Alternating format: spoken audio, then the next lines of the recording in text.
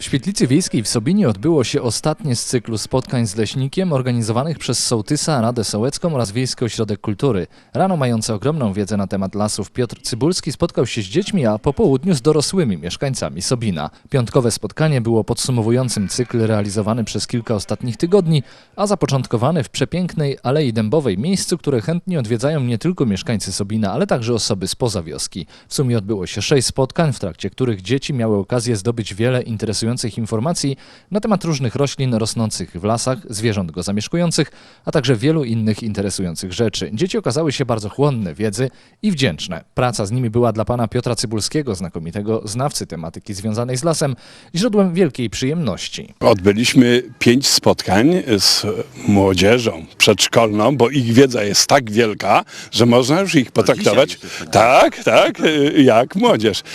Dzieci fantastycznie reagowały. Spotkaliśmy się po raz 5. Dzieci się dowiedziały o filozofii życia przede wszystkim, o tym, co jest w życiu najważniejsze, a więc najważniejsi są rodzice, dziadkowie, ziemia, na której żyjemy, słońce, które nam świeci i one już naprawdę mają pojęcie, u nich się rozwija ta inteligencja emocjonalna. Ona jest w tym okresie najważniejszym dla nich w ich rozwoju. To zaprocentuje najprawdopodobniej na ich całe życie. One już kojarzą, one już rozumieją, co się dzieje w okolicy i próbują łapać zupełnie inny kontakt z światem zewnętrznym niż do tej pory.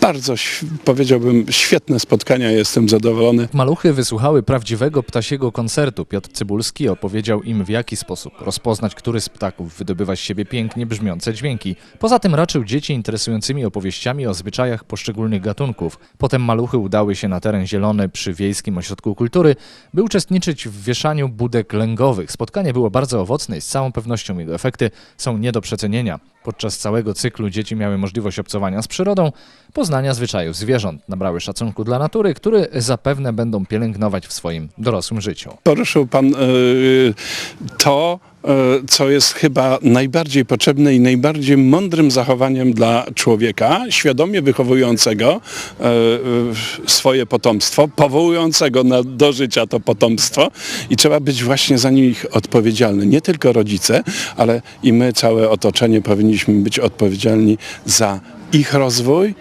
a więc i za naszą przyszłość. To może są bardzo górnolotne stwierdzenia, ale w istocie rzeczy tak jest. Wieczorem Piotr Cybulski spotkał się w Świetlicy Wiejskiej z dorosłymi. Wśród gości byli artyści z zespołu ludowego Sobinianie, którzy na szybko zorganizowali mini koncert.